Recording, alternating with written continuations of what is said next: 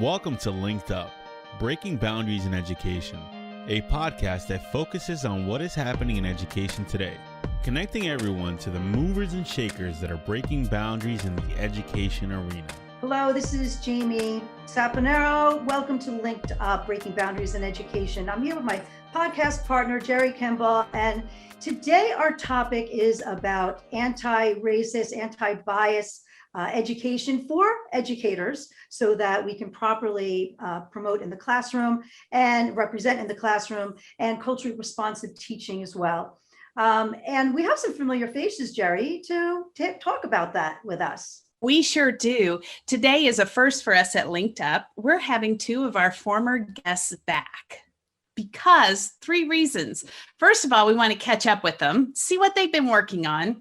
Second is we know what they've been working on, and it is important work that they're doing. And third is to help educators get some insight into the critical topic that our two guests are working on. So today we have back with us Ken Shelton and Yaritza Villalba.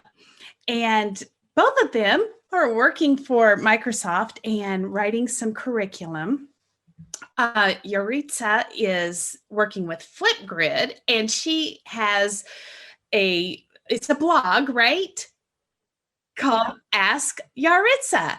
And it's focused on culturally responsive teaching and learning.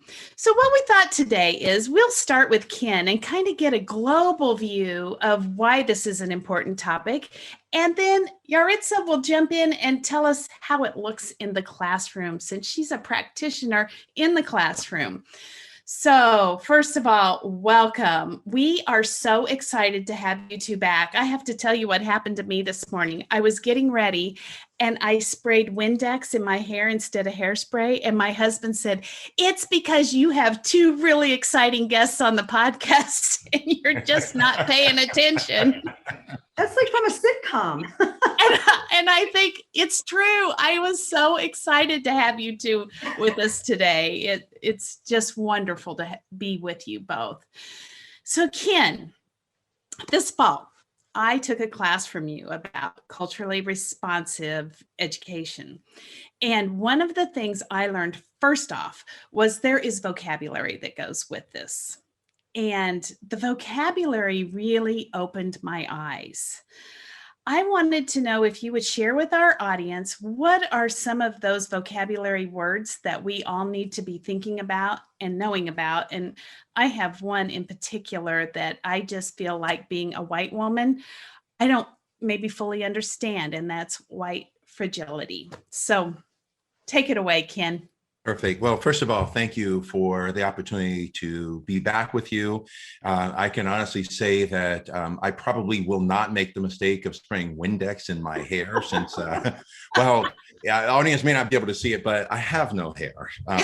It's no longer, I'm at the age now where it's no longer an option. So, but I appreciate your excitement, and it's good to be here. And yeah, so we did do a class together. I don't want to say that it was just me as the instructor, because I learn every opportunity, whether I am a part of the audience or a part of the presenters, is still a learning opportunity. And I choose to remain humble and maintain a high degree of cognitive humility whenever I'm engaged in dialogue or learning opportunities with others. So, but yeah, you bring up a number of important things for us to really consider. And I would say the use of terminology really has to be within context. And ideally, we can draw a direct personal connection to the terminology. So we covered in that workshop everything from centering to profiling to implicit bias to microaggressions, tokenism, allyship, performative allyship, co-conspirator, and I believe I even mentioned, what does it mean to be an accomplice? And you mentioned the whole idea around the fragility, which I have pretty strong feelings about that phrase, which I'll share shortly. But ultimately, what we did talk about, which for the audience, is really, what do the terms mean? How do they manifest themselves in our day-to-day activities, interactions? And then more specifically, how do those things manifest themselves in the context of the curriculum? So for example, the big one that I find a lot of folks want a better understanding is around tokenism. And the whole idea around tokenism is that when you are engaging in quote unquote diversity, the question I always encourage folks to ask is, when there are folks that are the global majority represented in optically, for example, the question to ask is, who's still at the decision-making table, and is there a shift in the power dynamic? Because otherwise that goes into performative activism, because I'm performing, i.e., look, we're diverse. And it's also tokenism, because you're inviting someone who is of a historically marginalized or an oppressed identity into a space, but you're doing it from, you're not doing it from an authentic perspective, and you're not doing it with any degree of authenticity, because the power dynamic has not changed.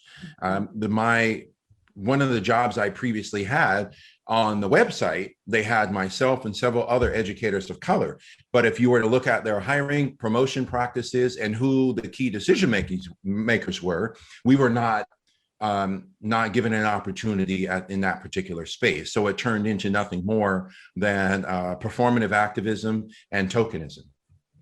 And then when you get into the fragility aspect, I actually reject the use of that phrase for two reasons. One is, I think I have a big problem with the author, Dr. Robin DiAngelo. I have a major problem with the fact that she's been able to commodify Black pain. If you know her story, she didn't know anything about the Black experience until she got a job as a social worker. And then by proximity with the Black women that she worked with, she started to understand what their lived experience was. And then she ended up getting her doctorate, her PhD in that research, identifying what are the common psychological and sociological characteristics of a white individual that is resistant to engaging in dialogue or growth around bias and around racism. And so she took the totality of those thoughts, feelings, and actions and coined it white fragility. Mm-hmm. But the problem I have is that, one is, think about the impact that has on someone calling them fragile. Okay, so number one. And then number two, and there's no growth in that. Like, for example, if I'm talking with you or someone in the audience and I say, you're being really fragile right now, what's your reaction going to be? Which would, versus the whole idea for me, where it's like, okay, let's sit with how you're feeling. Let's unpack and examine why you feel that way. What are the historical and social influences that cause you to feel that way? And how might you increase your awareness so that it doesn't serve as a barrier to not only our dialogue, but your growth? You see, there's a way to do it without coining it, oh, you're fragile. And then again, going back to that particular author of that book, and I heard she's come out with another book, it's just, to me, it's a big problem that you have a white female who has been able to commodify the terminology and the work based on Black pain. And she gets paid a lot of money to give talks. And my question is, how many Black folks in particular, but really how many historically marginalized and oppressed intellects have been talking about these things long before Dr. Robin DiAngelo existed, but now all of a sudden, because she's a white female, oh, we need to hear it from her. Gotcha. Yes. And I love the point that you make about it doesn't have a growth aspect to it, because really, isn't that what we're all in this work about, is to grow and to become more informed so that we do better for students. So Ken, I have one more question for you, and that is, you're doing this curriculum for Microsoft and putting it out there for educators. What would be the two big points you would say to educators as to why they should get involved in this curriculum? So I've been fortunate enough to do quite a few things with Microsoft. I worked with Dr. Natasha Rachel and Felisa Ford on Lessons in Good Trouble, which are part of they're part of a Minecraft thing, which I have to say, every time I see a picture on social media of a teacher working with students, literally in other parts of the world as well, it certainly makes me feel good that, I had the privilege of working with those two on those lessons, and that it is having the right impact beyond the geographical borders of the United States. And then I authored a lesson myself around Tequity, but most recently I worked with an amazing team. Hat tip to Megan, Keith, Dr. Brady, Anu, and Jost, and then Chris Matthews. Chris Matthews is with the Flipgrid team, by the way. And we did this whole massive project on anti-racism in education.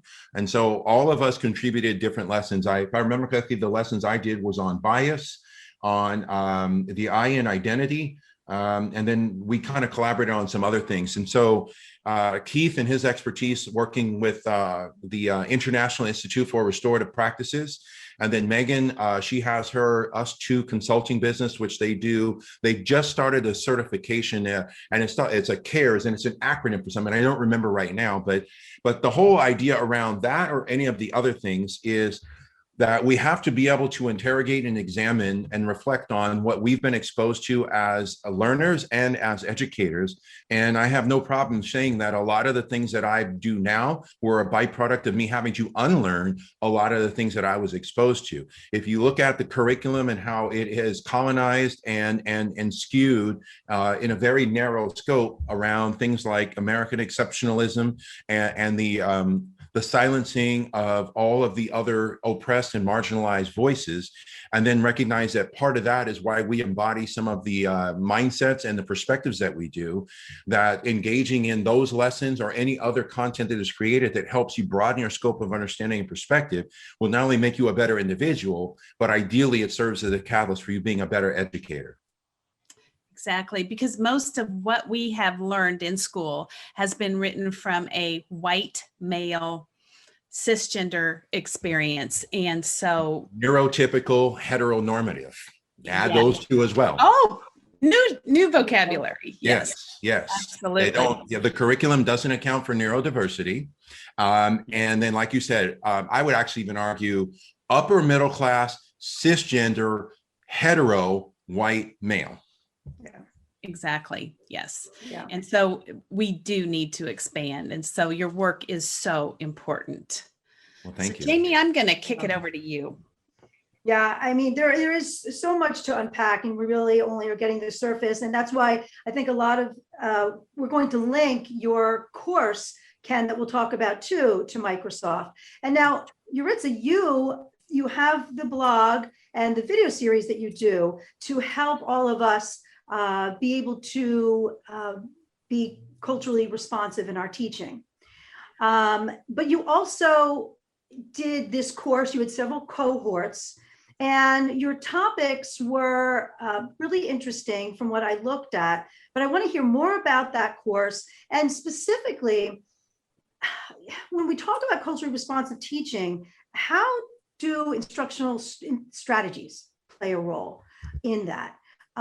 Because, I mean, we can't use traditional practices really for anyone, but especially when we're talking about being culturally responsive. So how does it play a role, and how are we going to be able to help students in their learning? So thanks for having me. And I'm glad that Ken touched on his course, because honestly, I'm actually doing Ken's course now. I'm engaging in the course. Through Flipgrid and Journée Armand, we're doing this anti-racist journey. And I was asked to actually take his course, and I'm just like diving in. And every single opportunity that I get to be in a panel discussion with Ken, I honestly say yes, because I know it's a learning experience, right? You want to be on a panel with folks who you're going to learn from, who you're going to grow with, and who's going to challenge your thinking. And honestly, when you guys, said, hey, here's this opportunity, and I saw Ken's name, I was like, yes.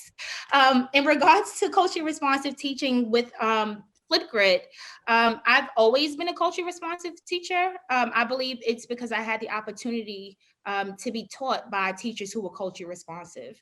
I've had the opportunity to be taught by African-American teachers, one of who last week I've seen her present, and I was like, I remember her teaching the same way when I was in 7th and 8th grade, and that's Miss Abdul Karim. And what I would say is, you learn how to teach through your students. You can see their faces. You can see whether they're connecting with what you're teaching. You can see whether they're connecting with what you have in your classroom, right? And the first step to being a culturally responsive teacher is just truly understanding and communicating with the students that you're servicing. Now, to go way back to what I'm doing with Flipgrid, it started off as a blog.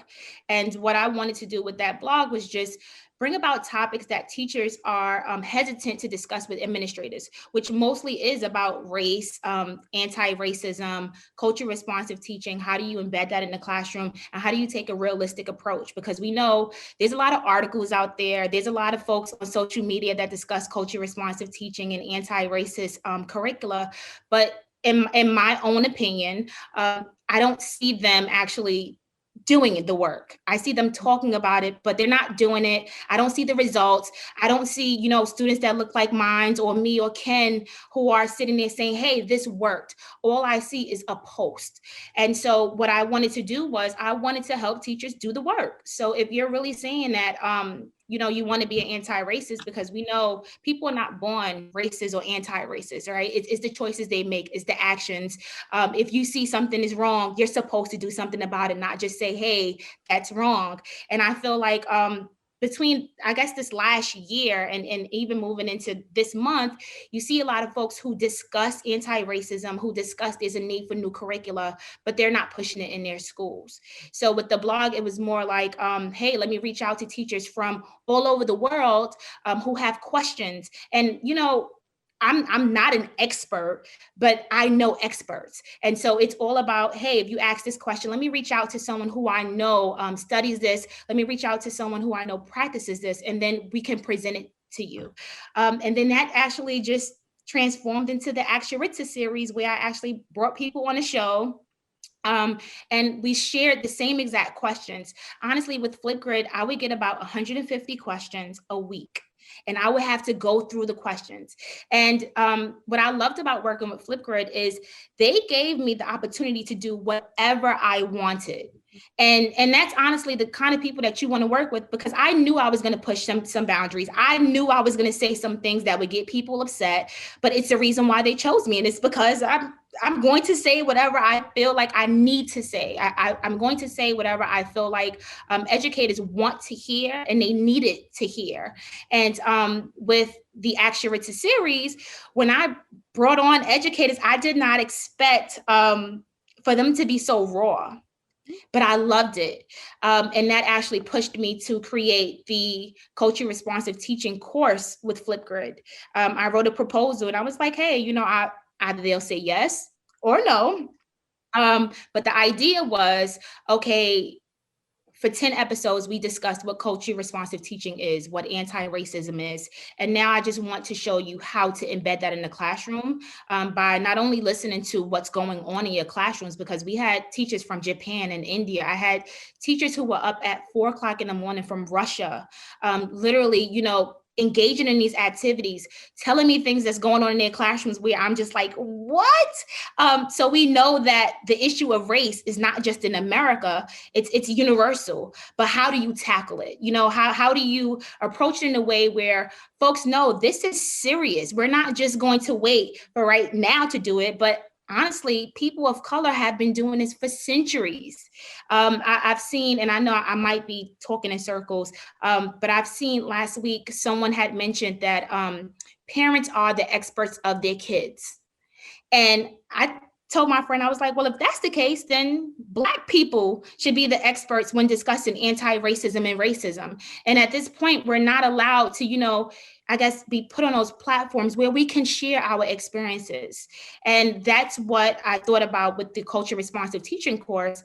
I engaged in activities that I created from my students' experiences. And so like today, I was sitting on the couch and I'm watching some of the George Floyd's trial. And I'm like, okay, next week I start school again on Monday with my students. What do you believe is going to be the first topic I discuss? And that's what culture responsive teaching is. How do you connect what's going on in the world to your students, to their own experiences? I know my students are going to come in with questions, but I also know there's teachers around the world and teachers even in America who are not going to address this.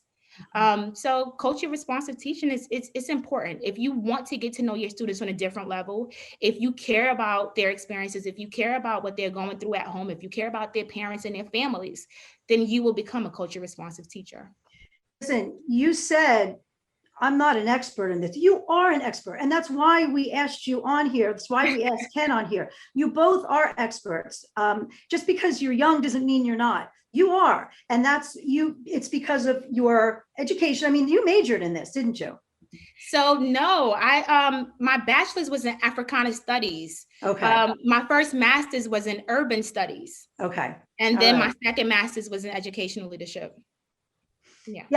Yes. Okay. So I just want everyone to know we're talking about growth mindset here, right? We're talking about authenticity. Throughout this entire time, Ken is sending us information, sharing with us behind the scenes. He's sending little messages. So we're learning as we're going here. And yes, I just turned 52 yesterday. We are young, Ken. We are young. We're a different type of young than Yaritza, though. That's right. Age is a number, not a mindset. Right. You're right. I mean, it's about, you're in it, right? You're the practitioner and you are in it.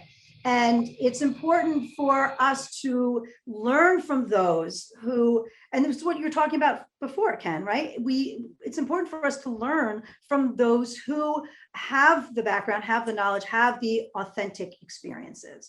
So, and that's why we're all leaning on you. And then you, as you mentioned, Yaritza, you lean on others as well. And that's how we are going to grow. You also mentioned another point.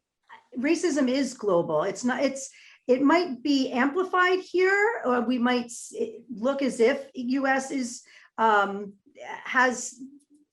we've fallen apart, not fallen apart, because we've been this way for a long time. It's just being brought to light now, right? But it is global. It certainly is global. And I think it's obvious because of all of the people you have from around the world who are leaning on you for support. So it's not just people in the US. And that's what makes your partnerships with Flipgrid, with Microsoft, so fantastic, because you're able to have that reach. Your voices are out there for us to learn from. So when we talk about a culturally responsive classroom, what would you say, if you're going to give advice, what would you say is the first step in having that classroom that we need? I just think it's about having an honest approach. Mm-hmm. So I think I mentioned, like, in every panel discussion that I have, that I service students who are overage and undercredited. These are students whose ages range from 16 to 21. When I started teaching at 21, I taught 21-year-olds.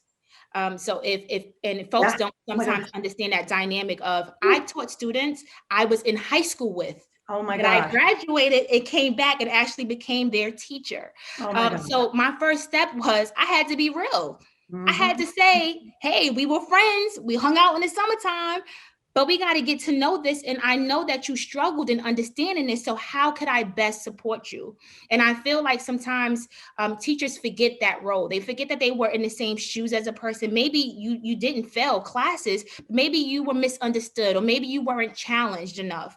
And that's what culturally responsive teaching is. It's sitting in the classroom with a student, knowing that you're the teacher, but you don't have to be the dominant. You don't have to be, the only person speaking. You don't have to be the center of attention. It's literally allowing students to flourish in their own environment. And, when I feel like I became a culturally responsive teacher, it was when I did a lesson plan on the Victorian era, and it sucked.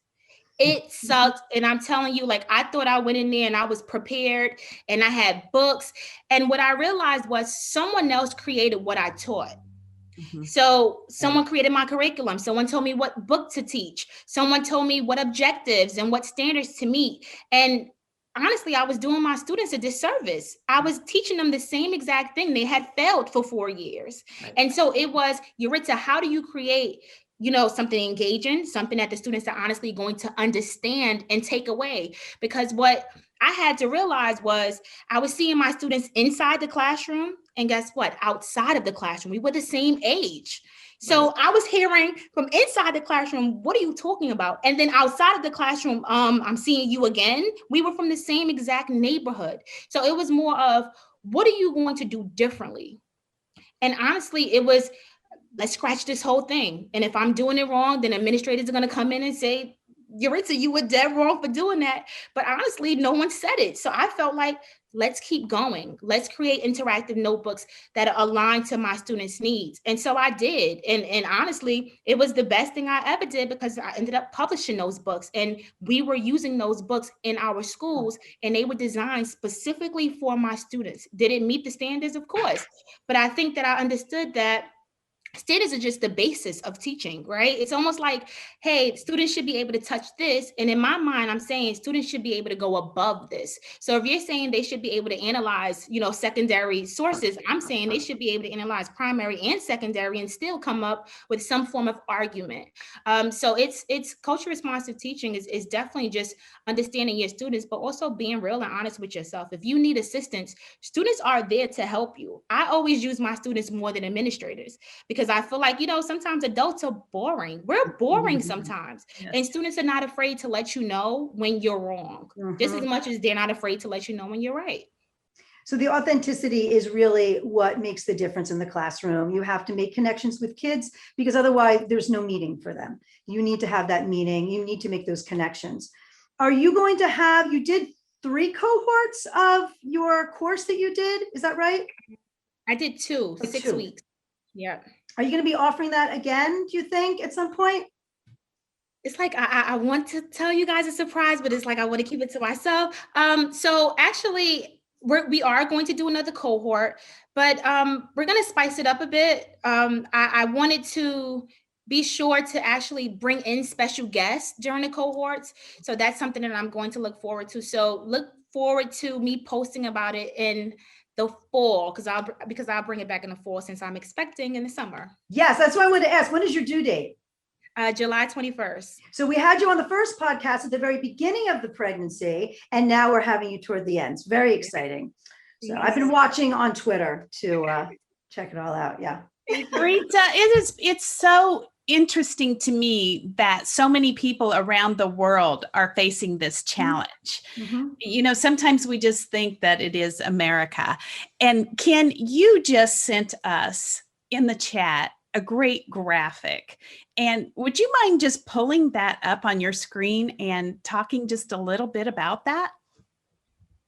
Yeah, so there's a story behind the graphic, and the whole point with this is the following. So I recently was one of the facilitators for a friend of mine doing an anti-racism in education workshop series for educators in South Africa. Now, I have a very fond relationship with many educators in South Africa. A couple of things I love to share. I studied Zulu in college, and I studied a year of Xhosa as well. So I can comfortably speak 2 different African-based languages. But the whole point around that is not so much the language aspect, it's the connection I've been able to make to educators. So with that being said, we did a workshop series. And there was a comment by one of the educators in the workshop series that they felt that most of what was covered was too international and not focused enough on South Africa. And they threw out an arbitrary percentage. And I had a problem with the percentage. I'm like, well, based on everything that's been covered, how can you designate this percentage? Like were you counting? And full disclosure, one of the other facilitators, she's an educator in South Africa. And then the gentleman who was after me is an administrator at a school in Johannesburg. And so the whole idea around that was this misperception that bias and race are limited to, let's just say, the United States, or in their case, there's still the long colonial history of South Africa as well.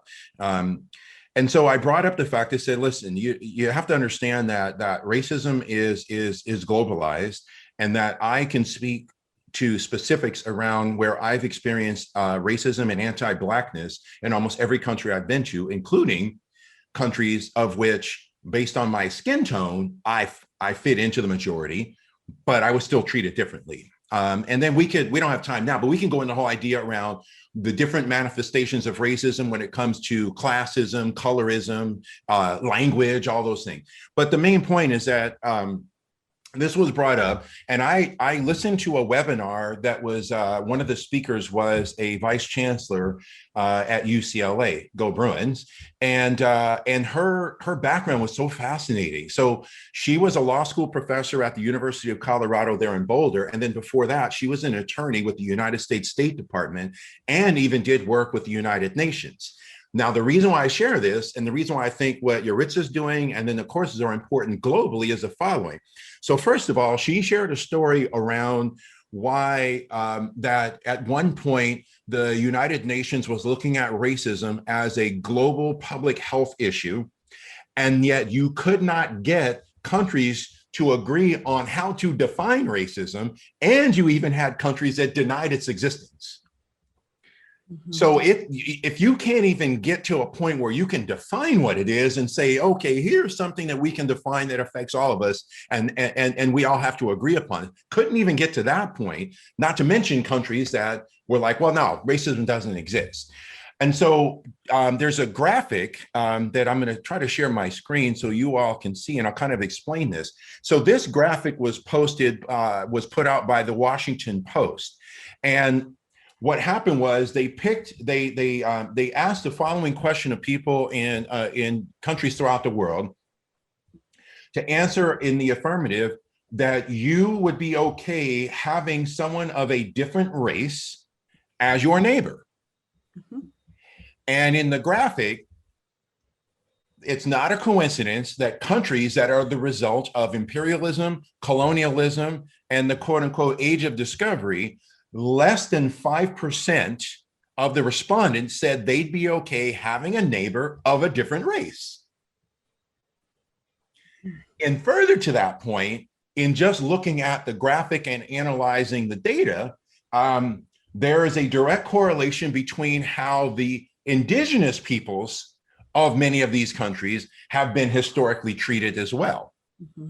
And I would actually even argue there's a direct correlation between that, the transatlantic slave trade, and I would even say globalization, i.e. globalization under the veil of exploitation. Many countries that are overexploited, among other things.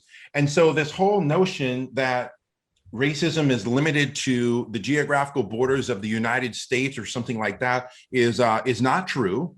And the first step is to be able to recognize, first, you gotta recognize that its existence before you can even engage in the work. And I was just so fascinated. The Vice Chancellor, she was such an amazing presenter, and just her story. I ended up sending her an email because she had brought up something that reminded me of a conversation I had with my paternal grandmother.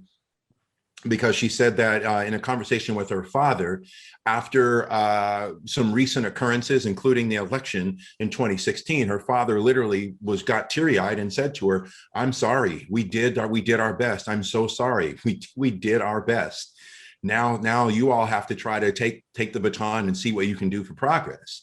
And it literally just reminded me of a conversation I had with my paternal grandmother around like literally asking tough questions around like, why did you all accept being treated as a second-class citizen? Why did you accept, why did my grandfather, who was, which I've talked about this many times, is I come from a military family, like why was it okay to fight for a country of which you are not going to be guaranteed full rights as a citizen upon your return?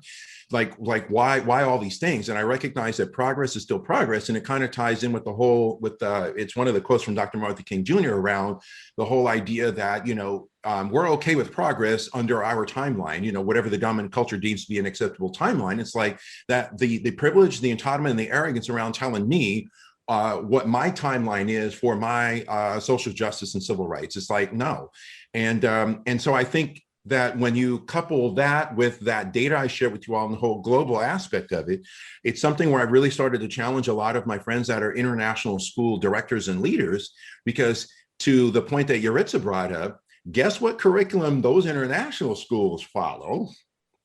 And further to that point, the challenge I made of them was, if I'm a student in your school, first of all, you see no Black educators. I haven't seen any at any of the international schools. I know a few exist, but we're like unicorns. We're unicorns even in schools in the United States, especially Black male educators. But with that being said, I just said, look, most of your students want to attend a university in the United States or in the UK, whether they are American citizens or not. And the answer was yes. And I said, well, given the way the curriculum is designed, given the representations I see at your school, given the way the content is taught that is not from a culturally sustaining pedagogical perspective, not a culture responsive perspective. It doesn't serve as a mirror, window, and a sliding glass door. You do realize that your students are going to have culture shock when they set foot on a campus that is multicultural, multidimensional, and multiracial. They're not going to know how to navigate in those spaces. So by way of teaching that, by way of not adopting an anti-bias and anti-racist perspective across the board on your policies, on your practices, on the pedagogy, and on the curriculum, and then not having to be culture responsive, how exactly are you preparing the students for their next step? Oh, great point. Absolutely.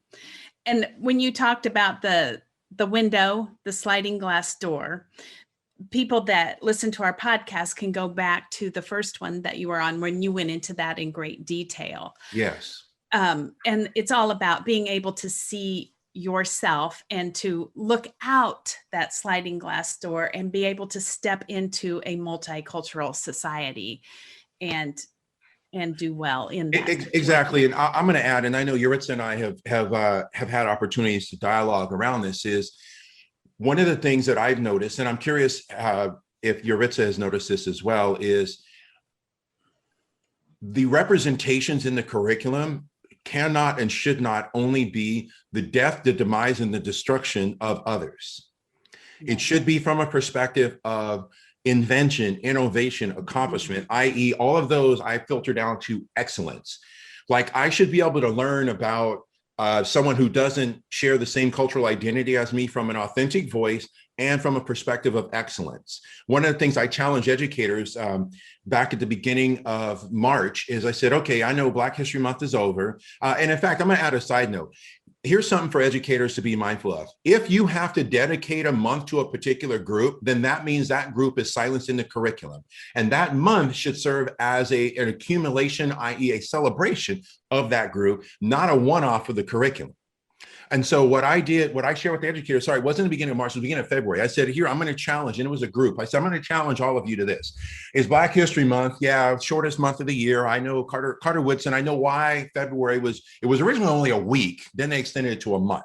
So I know the history behind Black History Month. So if anyone doesn't know, the original idea from Carter Woodson was it was due to the number of important Black historical figures whose birthdays occurred in February. That was the original idea around that. And that's performative then, right? Basically. I mean, we're kind of like checking it off the list, perhaps, because it is. And I would say that the way you can differentiate performative from authentic is if I were to ask, what are the representations in the curriculum throughout the year? Okay, right. That's where you can see that. And that's why I think what Yaritza puts out, the resources she shares, all that is extremely invaluable. But what I had asked was, I said, okay, let's look at how many days you have for February. And I said, now here's a challenge. And this is what I'm going to, maybe I'll do a blog posting in preparation for Black History Month next year. And I said, my challenge to you is I want the students, and this is being culturally responsive, by the way, regardless of what your race is. I said, I challenge you to have the students look up every day an important Black engineer, inventor, historical figure, social activist, or anything along those lines that has accomplished or done something that plays a critical role in your everyday life. Authenticity. Yes. Correct. And I said it from an excellence perspective. And I said, I'll give you a start. If they ride in a car, if they have a cell phone, it has a GPS. Have them look up who invented the GPS systems that we use. And I said, I'll give you a hint, Hidden Figures. Okay. And I said, now, if you're in a car and you go to an intersection, there's a stoplight. The stoplight, I don't know if anyone, I'll reveal this, is Garrett Augustus Morgan. Oh, if you look at all the things that Garrett Morgan invented, you would see that I can guarantee you, all of us on this and everyone listening, aside from the stoplight, there's other things that you do in your everyday life that is a direct result of an invention from Garrett Augustus Morgan. And the thing is I shared, I'm like, and these are the inventions that you know of, not the ones that a Black person came up with and a white person took. Right. Oh, yeah. And I said, so for the adults in the room, if you like or you know someone who likes, or you yourself have ever consumed Jack Daniels, look up who came up with the original recipe. Wow. Oh. So I said, there's your challenge. So let's turn Black History Month into an exploration where you develop higher degrees of research skills, research literacy skills, and your task, your goal is to identify an important Black person who has come up, whose invention, idea, thought, or whatever plays a critical and significant role in your everyday life. Right. Making those connections, making it authentic, and making it more than just an isolated month. I check it off and go now. Exactly. And think about it from the standpoint. So the culture aspect is it's part of your day-to-day life. Right. So it's culturally normalized for you. And then the second part is from a perspective of excellence, because if it's something that plays a role in your life, it must be of value, because that's why it's there in the first place. Right. And so then now for kids that are Black, it's like, okay, I see representations of not only excellence and invention and innovation, all these things, like, wow, I could be one of those. Mm-hmm. And then for the non-Black kids, it's like, holy cow, all this stuff I didn't know about. And now it's normalized, and they're thinking of them seeing excellence in someone who doesn't share the same cultural identity as them. Right. And this could be done by someone that doesn't even feel that comfortable in teaching, like a white teacher. Let's say a white teacher that's worried about teaching in a class with several people from different cultures. If you ask them to do the activity that you said, you don't have to be an expert. The teacher doesn't have to be an expert. They just have to have the courage. Kids become the expert, which is what you want. Right. Absolutely. That's what I was trying to say, is you just have to open it up and be open yourself and vulnerable as the educator. And I love too that Yaritza has that opportunity for an educator to connect with her and people all over the world to get that support to be able to begin these conversations. That it's all about the willingness of the teacher. Yes. There's no real way to teach. I feel like, pedagogy is something that you learn and you change it up for your students, and you change it up for whatever it is that you're teaching. But like, Ken mentioned, there's an important aspect of having students connect, but also to know that as a civilization, as a people of color, whether if it's Black or Latinos or Asians, we have really, paved the way for mankind. And I feel like, a lot of educators, they skip that aspect. They skip that aspect of reminding students how great they are and how great their ancestors were. And I feel like, a couple of weeks ago, we were asked to, and like Ken said, Black History Month should not be just a month, but we were asked to create research and actually looking up past educators, Black educators who have influenced the Department of Education. So I'm a part of a team. It's only 4 of us. And we're going to present this for Juneteenth. But the idea is, let's start something now. Yeah. And then as, the year progresses, we're going to bring on more educators to actually do the research. But it's just reminding our students that, there were Black male educators who have changed education in New York City. There were, Latino educators who have changed education in New York City. And the reason why we don't see them is because no one speaks of them. And so it's just creating small opportunities for students to know that they come from greatness. And sometimes teachers are not willing to take that time out to have students make that connection, because they're so caught up into the curricula and they're so caught up into observations. And so what I'm thinking about is, right now, no one's really being observed in New York City. Our observations are informal, which means if the administrator walks into your classroom right now, they can't hold you accountable, because seat time, you don't really have to have students log on for seat time face-to-face. And so what are you doing to have students make that connection? What kind of activities are you engaging them in? Ken talked about a lot of inventors that African Americans or students of color don't even know. Right. If you just take the opportunity, 30 minutes in the classroom, and say, hey, use this time, you're on your phone anyway. Use this time to Google search. Use this time to make this connection, but also use this time to turn around. And if your parents are home, to ask your parents a question about your own ancestors, then you're literally making progress in your curriculum.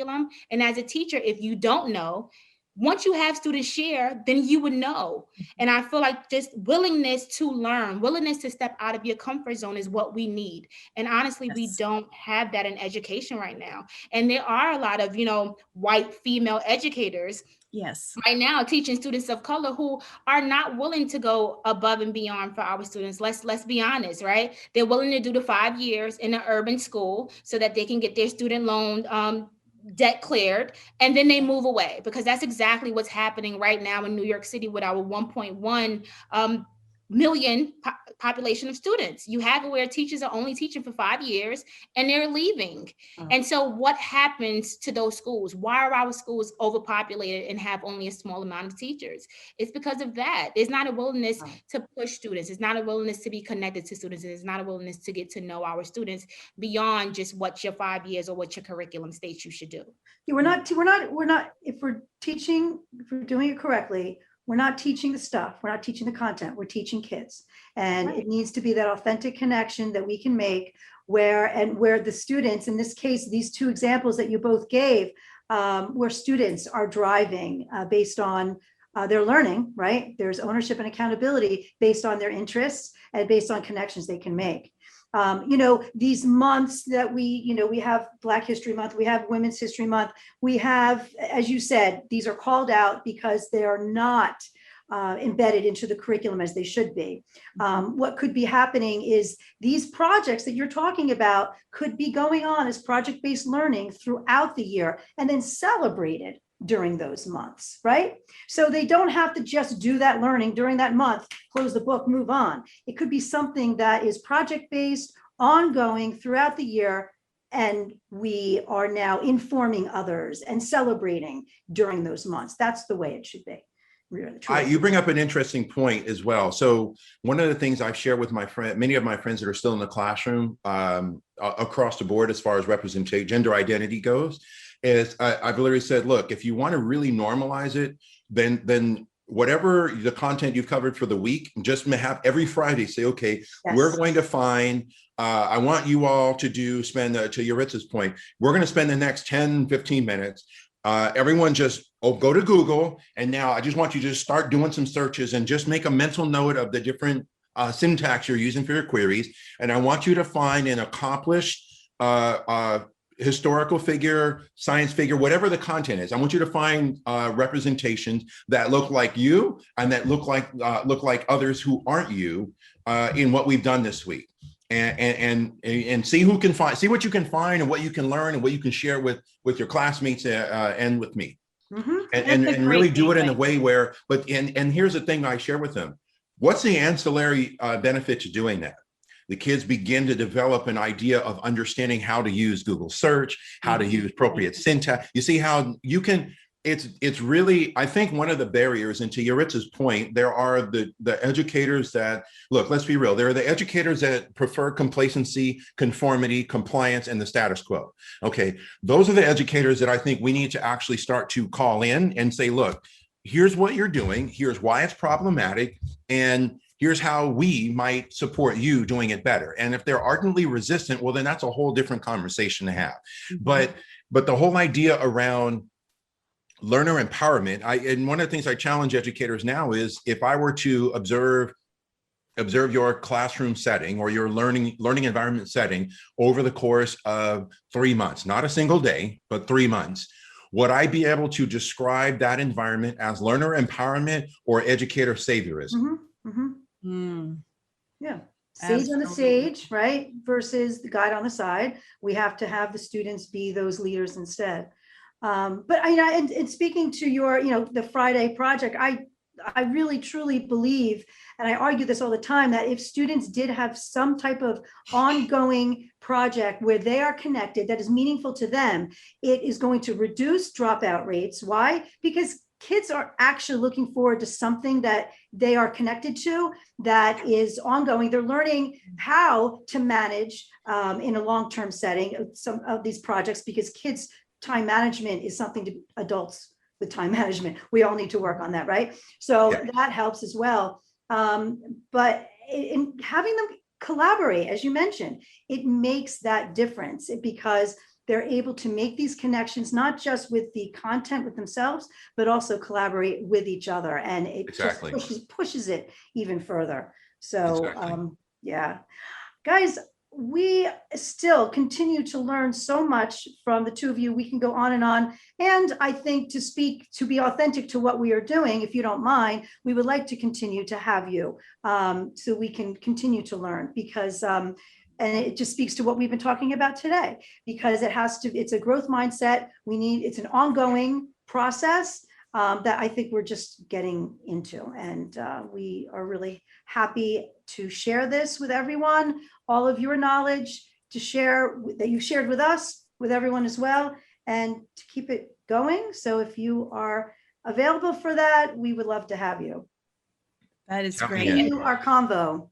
I have one follow-up question that I've liked to ask our guests. And if you can concisely tell me, through all of the work that you've been doing, what has become clear to you? What has become clear is something that I've always known. Folks don't want to discuss the topic of racism.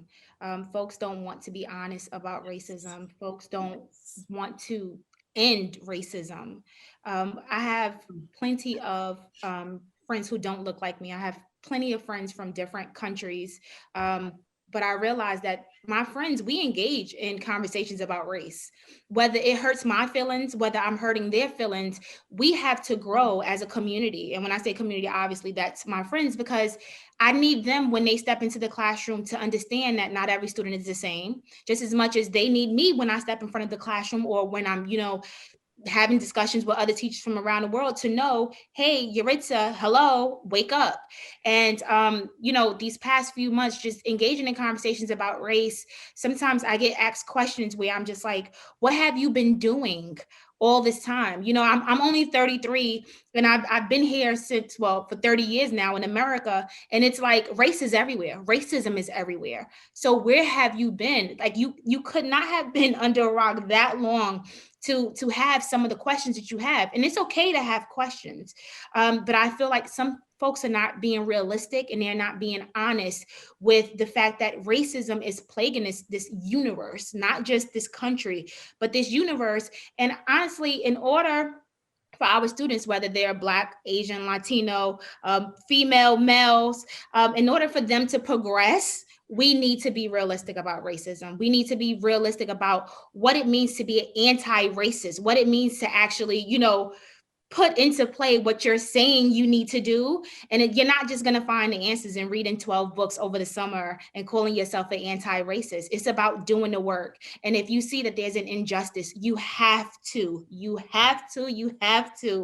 make it right. And I feel like folks are not doing it. And so sometimes when I'm being asked the questions of, what should I have done? I'm like, well, 2 weeks ago when that occurred in your classroom, you should have, taken up for that Black student. And you should have said you were wrong to the other students. And I feel like sometimes we take too long to tackle or approach things that we honestly need to make right. And so folks are still ignoring the fact that racism exists, and that it always existed, and that this country has been founded on those principles. Right. I would totally agree with you. And Ken, what's become clear to you? Quite a few things. One is recognition of the systems that we operate within that, to Yaritza's point, in many cases are designed to uphold a racial hierarchy. I would even say a gender hierarchy as well. Mm-hmm. And the idea that we need to do a number of things. One, it is okay, and it is actually a good idea to begin to reflect and interrogate and examine some of your own thoughts and actions, and ask yourself, are these a byproduct of my own independent assessment of things and interactions, or are they the result of the environments that I have been in and been conditioned in? And then further to that point, it's what I encourage all educators to do. It's why I love using the Nipsey Hussle quote in many of my talks, which is if you look at the people in your circle and you don't get inspired, then you don't have a circle, you have a cage. And so the whole idea, to Yaritza's point, is that when I look at my circle of friends, which is quite large, I don't have to say, well, is my circle diverse? Do I have diversity of representations across literally every single gender identity category you can think of? And that the relationships are truly authentic. And I would argue that because I'm able to engage in dialogue with folks who don't share the same gender identity as me, who don't share the same sexual identity as me, who don't share the same abilities as me, who don't share the same ethnicity, don't share the same race, don't share the same first language, all of those things make me much, much more informed, broaden my scope of understanding and perspective, and put me in a position to where I can do things that we've discussed around how do I navigate different spaces to engage in anti-racism dialogue? How do I support educators in the United States, but also educators in New Zealand? How do I support educators in South Africa? How do I approach all of the above in a way that maintains a degree of cultural competence, a degree of cultural respect, but also a degree of I'm going to appropriately support you and challenge you. The phrase I like to use with my friends is, I'll get your back and be your shield if necessary. But we also have to recognize that a lot of our growth, we have to do it side by side, which is part of a Brave Space poem that I share. So for me, I think it's kind of the bigger picture around that I've noticed. And those that are willing to accept the fact that there's a whole lot that we know, but there's a whole lot more that we don't know. Those are the folks and educators that I thrive on being able to be friends with and work closely with. And those that are ardently resistant to that, my default at this point is to call them in and give them a chance. And then depending upon how they react to that, we then proceed. And that goes back to what I shared earlier of my, I refuse to describe their reactions as being fragile Yes. at the start. So absolutely. Well, I want to thank both of you for being part of our circle, because the one thing that you always do is you push me and you push my thinking and make me really reflect on some of the values and things that I have done for years. And I love that. I loved that you push us, and I think you push the audience. And I thank you so much for taking time to be here today. So we will put all of your information in the show notes, and bless you for the work that you're doing. Thank you for listening. And if you would like to stay linked up, be sure to follow us on Apple and Spotify, and subscribe to us on YouTube.